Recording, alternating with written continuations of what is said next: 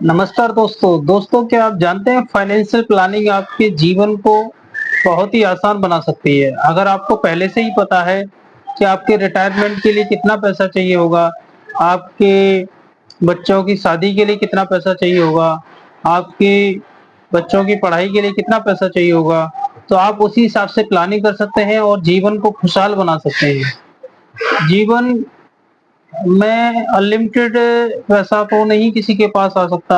आप धीरे-धीरे पैसा इकट्ठा करते रहते हैं और सारी ज़िंदगी निकल जाती है पैसा इकट्ठा करने में, लेकिन खुशी और शांति, सुकून की ज़िंदगी आप नहीं जी पाते हैं। खुशहाल और सुकून की ज़िंदगी जीने के लिए आपको फाइनेंशियल प्लानिंग करनी चाहिए।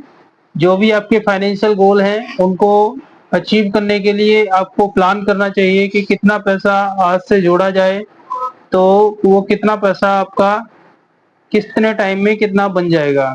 मान लीजिए आपको 10 लाख रुपए गाड़ी खरीदने के लिए चाहिए, तो आपको कितने रुपए हर महीने बचाने हैं जिससे कि आप 5 साल बाद, 10 साल बाद, 3 साल बाद उस गाड़ी को खरीद सकें।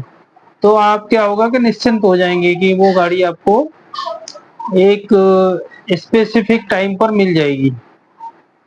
तो लाइफ में फाइनेंशियल प्लानिंग बहुत ज़रूरी है और जो आप पैसा बचा रहे हैं, वो पैसा बढ़ना भी चाहिए क्योंकि महँगाई भी तो बढ़ती जाती है। मान लीजिए आज 10 लाख रुपए में कोई चीज़ आ रही है, वो 3 साल बाद सेम रेट पे नहीं रहेगी, वो क्योंकि उसमें महँगाई की दर भी बढ़ेगी। महँगाई दर बढ़ेगी तो उसकी कीमत भी बढ़ जाएगी। मान लेते हैं आज 5 लाख रुपए की कोई वस्तु है और वो आपको 10 साल बाद खरीदनी है या 10 साल तक आप उस पैसे को जुटा पाते हैं, तो वो 5 साल में आपको नहीं मिलेगी। आपने 5 लाख रुपए इकट्ठा तो कर लिया, लेकिन क्या हुआ कि वो जो 5 लाख रुपए की आपकी गाड़ी थी या जो भी आपने फाइनेंशियल गोल बनाया था और वो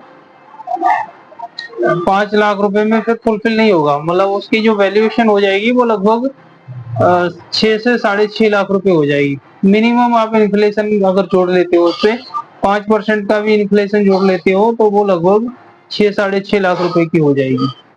तो इसलिए फाइनेंशियल प्लानिंग बहुत ज़रूरी है। आप कोई एसआईपी स्टार्ट कर रहे हैं, म्यूचुअल फंड में स्टार्ट कर रहे हैं, कई बार आप इंश्योरेंस ले लेते हैं जो कि इंश्योरेंस एक सेफ्टी पर्पज से तो ठीक है, लेकिन वो इन्वेस्टमेंट के पर्पज से नहीं है। लोग इंश्योरेंस को ही इन्वेस्टमेंट समझ लेते हैं।